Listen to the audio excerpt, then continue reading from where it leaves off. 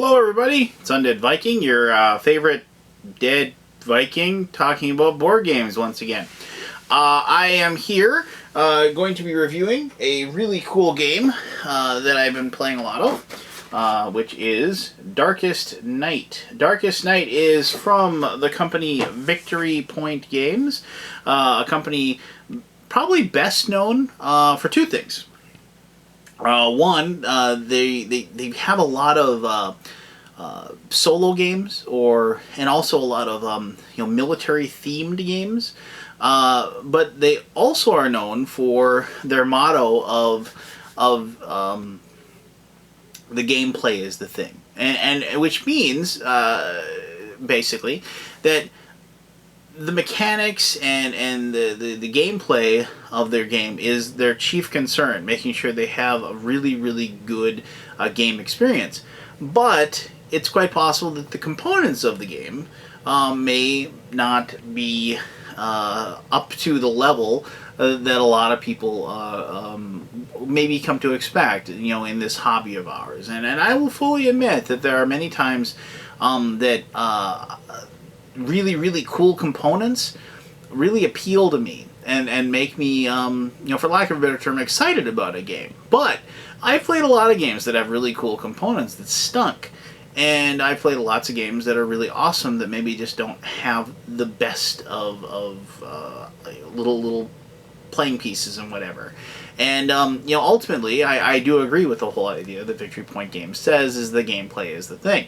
However, there is, I think, in my opinion, a fairly large contingent of people that will poo-poo a game, if you will, if they don't, agree with the, for lack of a better term, the production value of the game. So, whether or not Victory Point Games took that to heart or not, they have started packaging their games in boxes.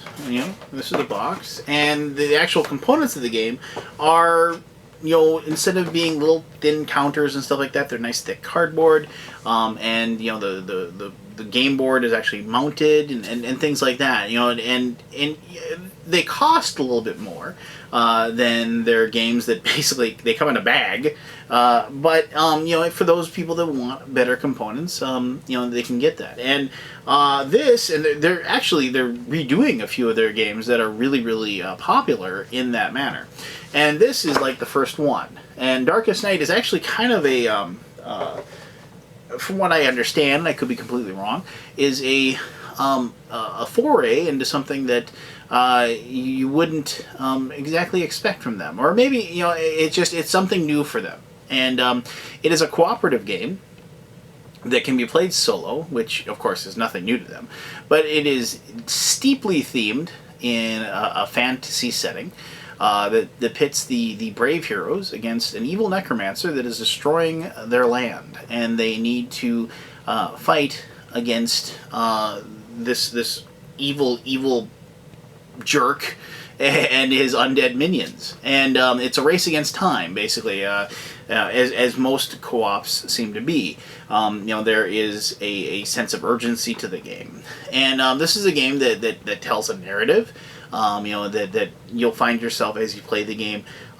If you're anything like my group, you'll be acting out the action as you play and bemoaning your luck and talking. If you've read fantasy novels or watched fantasy movies, you'll be quoting those during the game. And for the most part, like I said, I found the game to be highly enjoyable. But I'll get more into that when I do my conclusion. But right now what I'm going to do is I'm going to take you through a couple of turns of the game and show you how to set it up, and then we'll go from there. Alright, let's do that. Okay, this is the game board for Darkest Night. And when I say game board, this is an actual game board. It's actually what's known as a puzzle board. The parts, as you can see here, I'll just lift this up quick.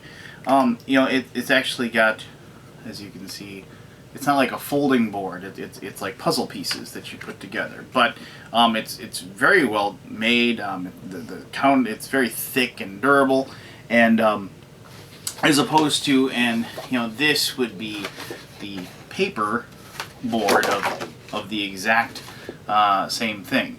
But anyway, this game board represents the the fantastic land that the Necromancer is destroying. I read the background story. I don't know if they ever even gave the world a name, but what have you, no big deal.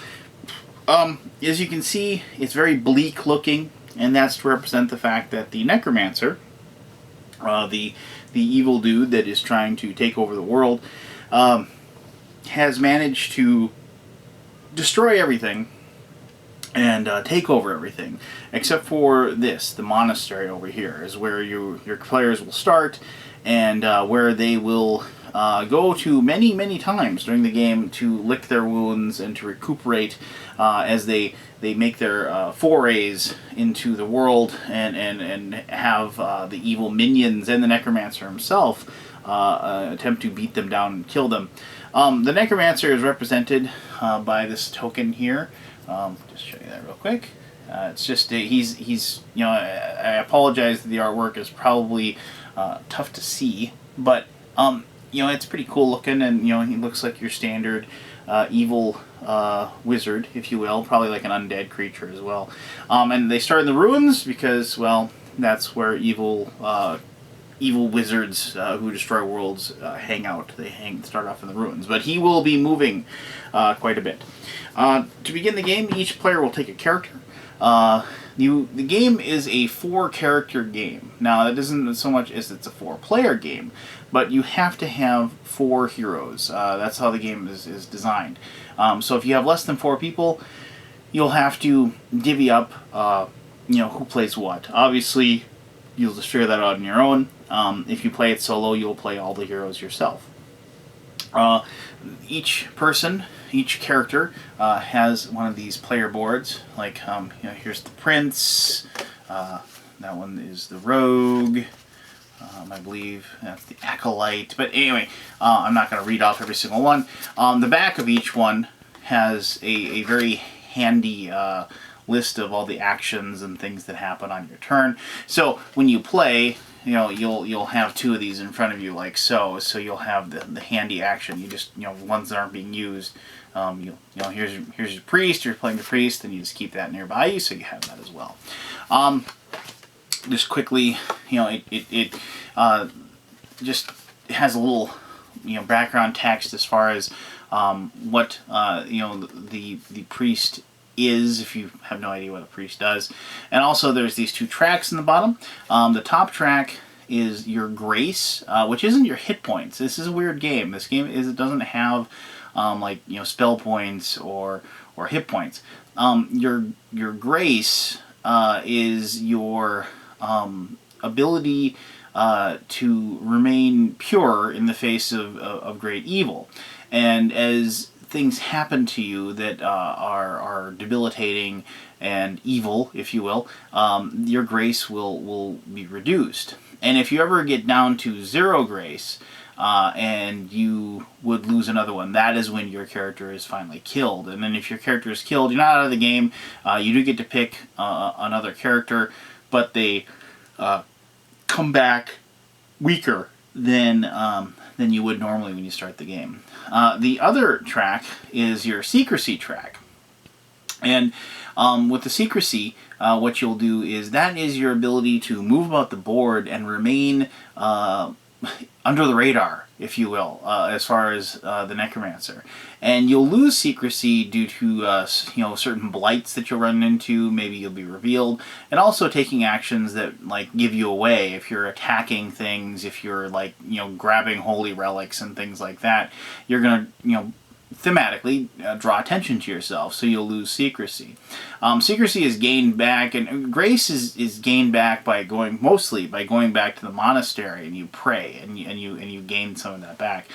Secrecy can be gained back in lots of different ways. Just by moving on the board, you gain Secrecy because you've left the area you are, you move to another spot, you're on the move, you're tough to track down, kind of thing. And and I'm gonna explain more of the game, but the theme and the mechanics just mesh really well in this game. I mean, everything just makes sense. If my character on this turn, moves out of the village and heads off to the forest, that thematically means it's like, oh, they almost had found him, but he jumped on a horse and he took off into the forest, and so you've increased your secrecy. So, it does make sense as far as the game is concerned. I like that. I like that about this game. You get 2 little trackers, 2 little tokens that you will just place, and each character will have circles around certain numbers. So you can see the priest has circles around the 6 for both of them, and so you will place a secrecy track there and a grace track there, and as those raise or lower, you'll push that up and down on your board. And so after you've chosen your character, you will get this giant deck of cards. Isn't all one type of cards. As you can see, like the top one says Druid there, and then there's 10 cards for the Druid, and then we have the Acolyte. I didn't separate these out.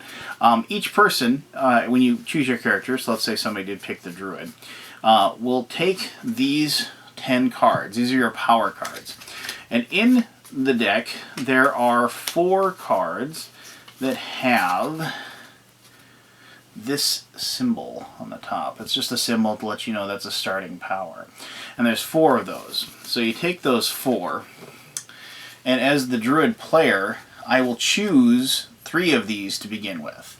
And so I'm just grabbing 3. So you take those 3, and these are the three powers that my particular character is going to start with. I take the one I didn't choose, I put it back in the deck, and I'm going to shuffle this up. I'm going to place this next to me. And as the game progresses, certain actions will allow me to draw another card from this deck. And then I'll be able to add to my list of powers. This is a game that, yes, there is some leveling up that goes on, but you don't gain like hit points or levels, if you will. You'll gain cards that will allow you to, have more abilities that will help you fight the Necromancer and his minions. There is another type of card that you can find by just searching, and I'll explain searching in a moment, and that's these artifact cards. And these are very powerful cards. They're basically magic items, like Starry Veil, a crystal ball. There's ghost mail, like a magical suit of armor, things like that. And these are placed in front of you like powers as well. And so if you search and find artifacts, those are actually really good to find. So, you have your character that you've chosen. You can choose them. When we first started, we actually let people go through the deck and pick ones we want. After we played it a few times, and we got kind of accustomed to it, we just, instead of the same people picking the same thing over and over again, we started randomly dispersing them, and it seemed to be more fun that way, because you're taking somebody out of their comfort zone and making them play something they normally wouldn't. But you take the corresponding player markers that look a lot like they look like the same thing basically as the Necromancer, but obviously these are the heroes, and you place them in the monastery. So I just grabbed 4 and I put them over there.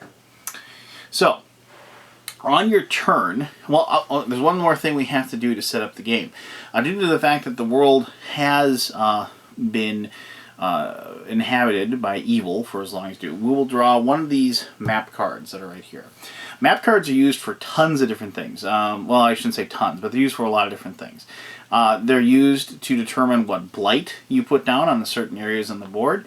They're also used if you search, and you search successfully, they'll tell you what down. And on the back of each card, or on the front, I should say, you'll see a list of the different locations. That's listed over here, starting with the mountains up there.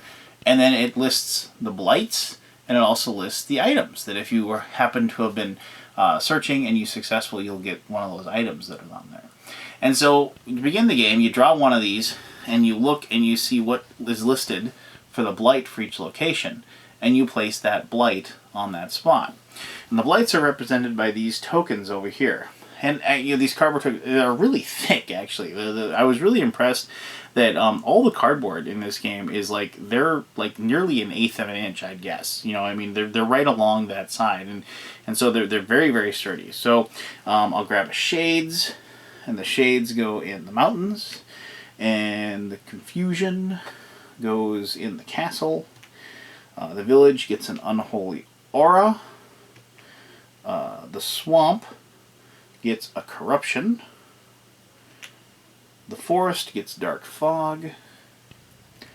And the ruins get desecration. And that is bad, because on the start of each Necromancer turn, you'll see there's this track here. This is the darkness track, and slowly this increases by 1 every time that the Necromancer goes. But if there's a desecration blight out, what happens there is that for every desecration blight that is out on the board that is active, when the Necromancer goes, he gets an extra spot on the darkness track each time. So I'll start a discard pile for the map right there. And now we're ready to begin the game. I should mention, however, that on the back of each one of these particular tokens, you'll see that there's some art there, and you'll see the name, and you also see a number up here on the corner, and that's the number that you need to meet or beat to defeat the blight if you attack the blight. And on the back, it actually will tell you what that does. And like this one says, Unholy Aura, -1 die when fighting. So, so if you can look them up in the rule book, obviously, if you want to. But the back, after you grow accustomed, it's like, well, what did Unholy Aura do again? What does Desecration do? And Desecration even says, it says right there, +1 darkness per round. So it lets you know what it does on the other side. And I apologize, I'm almost to the gameplay, trust me. You probably have noticed that there are these little chests here in these parts. These are the holy relics that are in these spots. And they are locked. And you'll notice that the chest, actually, you can see, has 3 spots there for keys. And on the back, here's the Holy Cross and the Holy Relic. You pretty much have to have a Holy Relic if you want to have any shot at all of killing the Necromancer. Because the Necromancer has a might of 7, and in order to defeat him, you need to roll a, equal that amount or better it with your die roll. And the Holy Relic, gives you that bonus that you can actually then, if you roll a 6, you get that bonus and you actually will defeat him. The keys you find by searching, and they are represented by these little cardboard keys, as you can see them here. And so once you get 3 of them and you're in a location that has the chest still there, as an action you can go ahead and unlock that and then claim the relic. To play the game, finally, yes I know, to play the game each player will take their turn. And then the Necromancer gets a turn. There's no set, you're the first player, you go, and then this person goes, and this person goes. No, you determine, you talk amongst yourselves, what are you going to do, what should the order be, how are we going to handle this, and then you take your turn. To take your turn, if you are in any spot other than the monastery, one of the first things that you will do is you'll draw an event card.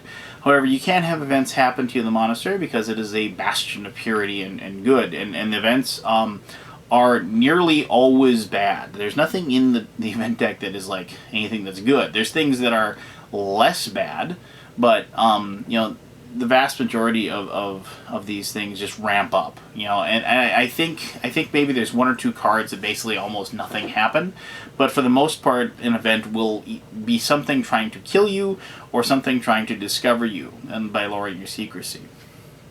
To take your turn, you say, well, I'm gonna take my action, and the thing about an action is moving. So if you decide, like, I'm going to move to the mountains, and you can see there's these little trails here that you take as you move. And so this person says, well, I'm going to go ahead and I'm going to move to the spot here that is the mountains. Now, you'll notice that there is a blight there. And after you've moved into the location, at that point then you find out what exactly, if that particular blight will affect you after you moved into that spot. So you go ahead and you like the shades, if you will, you'll look at that and you'll see that the shades actually are like basically an evil undead creature, and they attack you.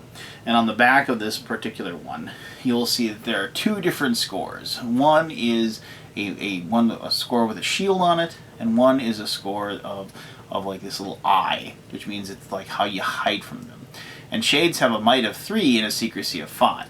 And so the person that moved there, in this case it is the scholar, has to decide, you know, what they're going to do, if they're going to like try to, how they're going to fight that. Are they going to fight it with their strength, their might, or are they going to fight it with their secrecy? Are they going to try to sneak around and make sure that these shades don't see them? Because you have to meet or exceed that number, obviously it is easier to hide from the shades. However, if you are a character that gets extra dice to try to hide and sneak around, or you have items or powers that allow you to do that, say like if you only got 1 die to roll to fight it, okay, I need to get a 3 or higher. Well, you know, that's still pretty good, but I get 3 dice to roll to hide. Well, then you start thinking, well, 3 dice, is it easier for me to get a 5 or a 6, or is with 1 die, is it going to be easier for me to get a 3 or higher? So let's just say I decide I'm going to fight. I roll a die. I got a 4, so the shades don't affect me. Now that doesn't mean I kill them, because they're there. They tried to fight me and I fought them off basically. To destroy them, I actually have to attack the blight, and so now my turn is done. And that's one of these things about this game that I really like, is that there doesn't seem to ever be enough time to really get stuff done. You move somewhere and then you have to sit there and you have to wait a turn before you can actually attack the things that you want to destroy. So the prince, he decides he's gonna go and he's gonna head to that desecration because he wants to destroy it. He goes over there. We look at Unholy Aura. Unholy Aura just affects your fighting, so that doesn't affect him at all. The rogue says, I'm going to go down here to the forest, and maybe I'll search there. We look and see what Dark Fog does. Dark Fog actually adds +2 to the search difficulty, which, once again, thematically makes sense. You can't really see what you're doing, so that doesn't affect anything. And the druid says, well, I eventually want to get over to the castle, so I'm going to go into the middle there, and I'm going to go to the village as well. Everybody is gone at this point, and now it is the Necromancer's turn. The Necromancer the Dark Strike goes up 1 automatically, and it goes up another 1 because we have the Desecration Blight that's out there. And now it is time for the Necromancer to do something.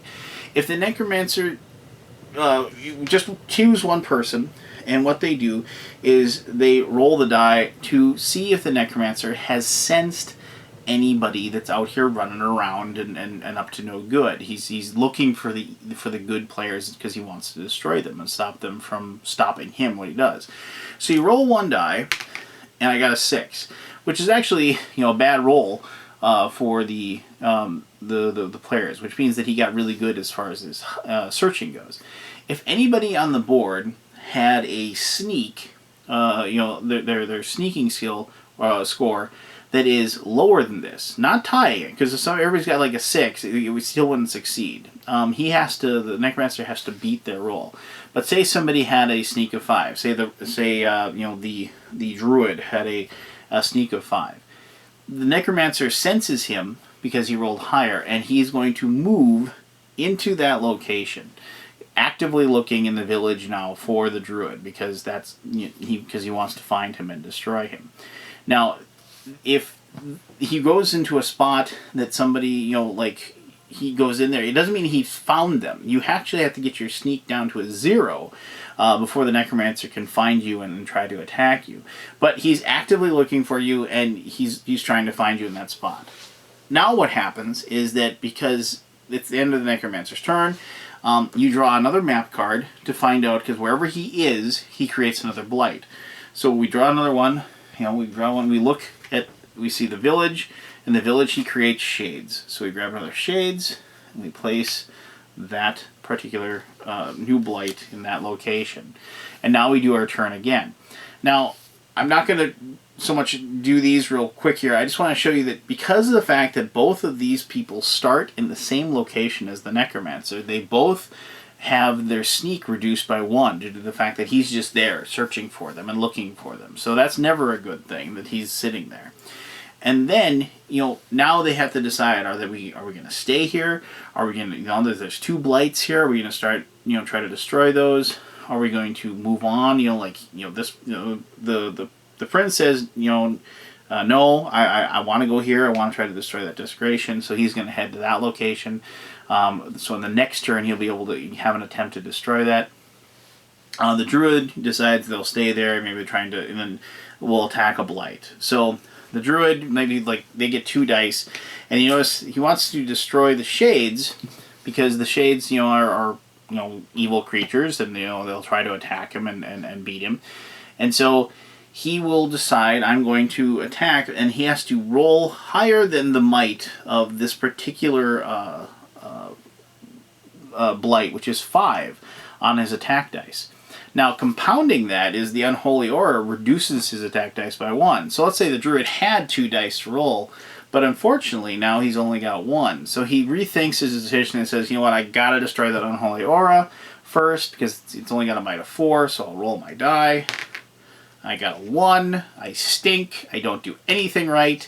I'm a horrible human being. So now the shades get to do their thing, which is attack them. The druid says, well, I have 2 dice to hide, so I'm going to roll that. I have to roll a 5 to try to hide. He got a 6, so the shades don't find him, so he lucks out there.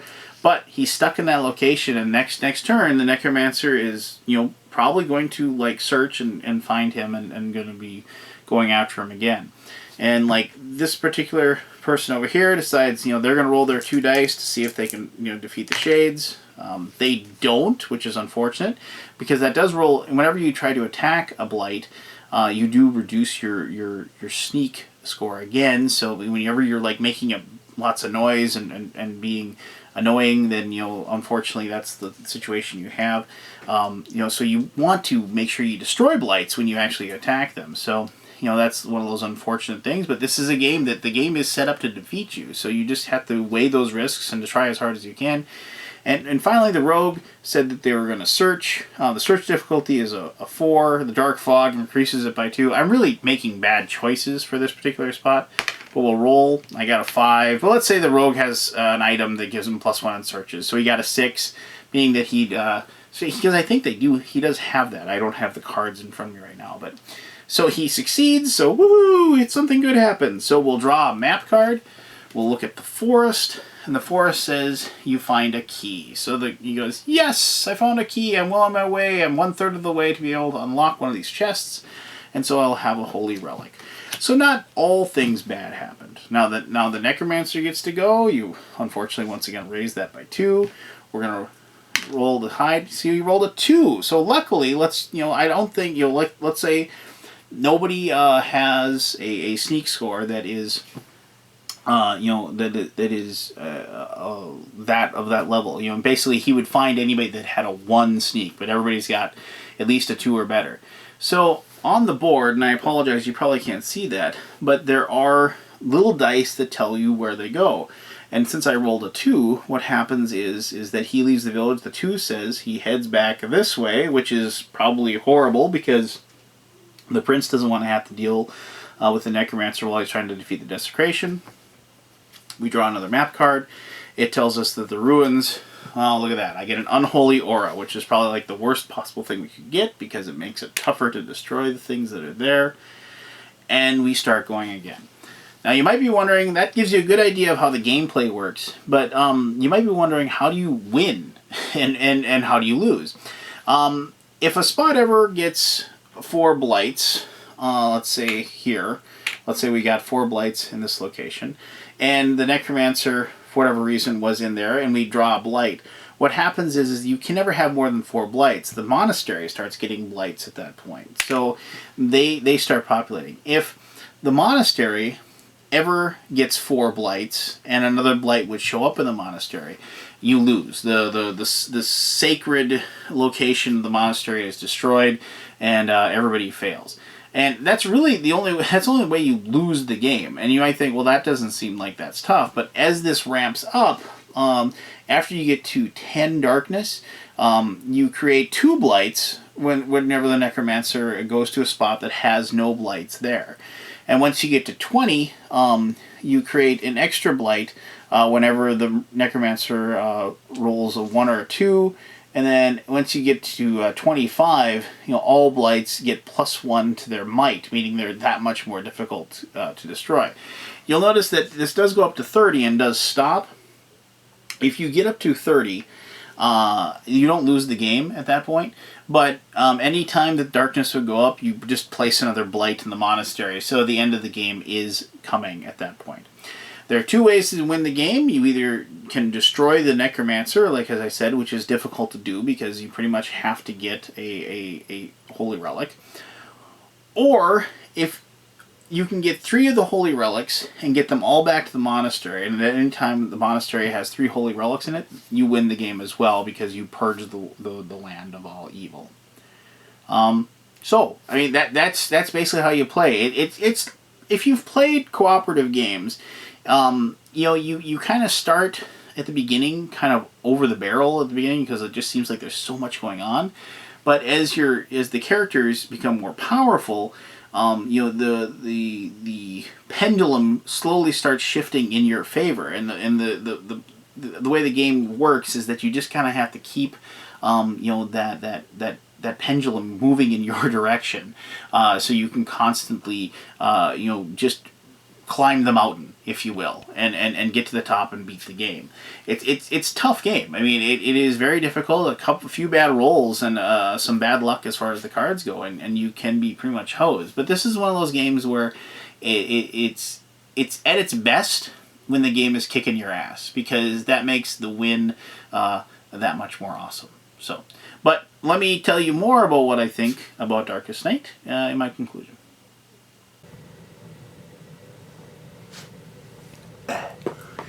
I apologize. There was one thing I didn't show you when I was going through the game. Each person gets these little tokens. The one side is a sun, and the other side is a moon. All this is something you put in front of you, and if the sun is up, that means you still haven't taken your turn, and then once you take your turn, you flip it over to the moon side. I don't know. Doesn't seem to really be needed, but it is part of the game, so I didn't show that to you, so I apologize. So, well, you probably guessed that I enjoy the game, and I do. I got into the whole, board game hobby due to a cooperative game, Arkham Horror, which is still, for me, my favorite game of all time. And I'm always on the lookout to find a cooperative game that meets or exceeds the enjoyment level that Arkham Horror gives me. I'm not going to go into a long description of why I love Arkham Horror, but a lot of the things that I love about Arkham Horror are evident in Darkest Night. I love the story that the game tells me. I love the fact that it has a very set stage, if you will. There's some cooperative games that offer up different scenarios, if you will, or it's like, well, you beat that mission, let's go on to this. And I get that, but for whatever reason, that just doesn't appeal to me as much as just, this is what it's going to be every single time. You need to defeat this and to win the game. And now, admittedly, Arkham Horror has the different ancient old ones that switch things up, but it's always the same story. It's you are in this city, the world is coming to an end, and all these horrible things are happening. This is a game where you are the last of the heroes in the world. You and only you can save it from being ultimately destroyed by this evil being.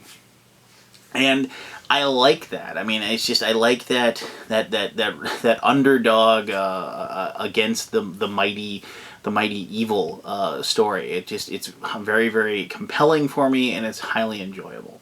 I mentioned in my introduction that this is a game that you'll find yourself cheering, and you'll find yourself getting excited, and it is, it's like you have to kind of allow the theme to grab you. I've had many people tell me that Arkham Horror to them is just a game of probabilities. It's like, well, if I go over here, there's a really good chance I'll get this particular result, so I'm going to go there and do that. And I think that kind of ruins the game. I mean, I'm not telling you that if you play games with that in mind, that you're wrong for doing so. But at that point, it's just like, I feel like you're just playing solitaire, and you know, you're just saying, well, you know, if I take this card and put it here, there's a really good chance I'll win, so let's just do that. I love going beyond the game and letting the theme grab you, and then you start, you know, yes, you're making strategic choices, but you're not basing those upon rote mathematical facts, if you will. I mean, it's like it's like when you say, I've got to get to the castle because it's just, you know, okay, there's 4 blights there and you need to destroy one. So if the Necromancer goes there and puts one, you don't get one in the monastery. But you know, instead, you say, it's like, you know, the castle is under siege by skeletons and a lich. I need to get there and destroy them, you know, and I like that so much better than themselves. And I mean, yeah, if you play the game enough, and I think this is one detraction, if you play the game enough, you kind of start figuring out how to beat it. And I think that's just because of the scope of the game. You know, I don't want to keep mentioning Arkham, but I mean, Arkham has lots of different locations and tons of little cards. One of the things people don't really like about the game is its fiddliness. Just tons of little cards, tons of little items, tons of little spaces, all this stuff going on. And this game has that, but it has it at a much smaller scale. I mean, there's only one deck of cards, you know, there's only, you know, certain things. You know, it's like you know, the events, and I do apologize when I was going through, I didn't show you the events, but the events in the game, like, you know, here, like, it says, like, you know, the twist of fate, and it tells you what to do. This events deck is, you know, fairly large, but you'll kind of go through it, you know, and you'll see everything that this has to offer.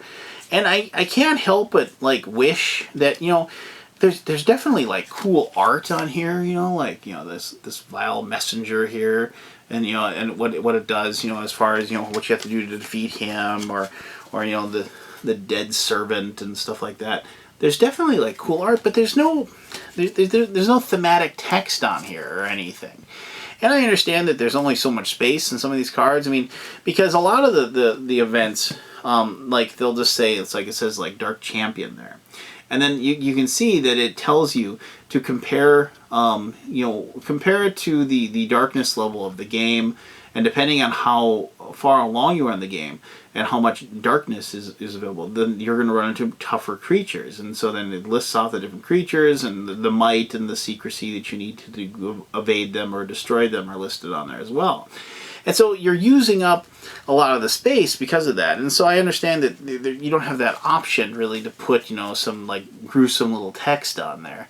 But, you know, I can't help but wish there was. You know, I mean, I draw a card and it says, oh, I run into a ghoul. Well, you know, why can't, I wish, for me, I like drawing the card and you say, you know, as you walk, you know, through the mists of the land, you hear some scratching noises. You know, looking over into a corner, you see that there is, like, a freshly dug grave, and in horror you see 2 hands crawl out, a ghoul approaches you, things like that. You know, it like allows you to, like, sink your teeth into the game and really enjoy it.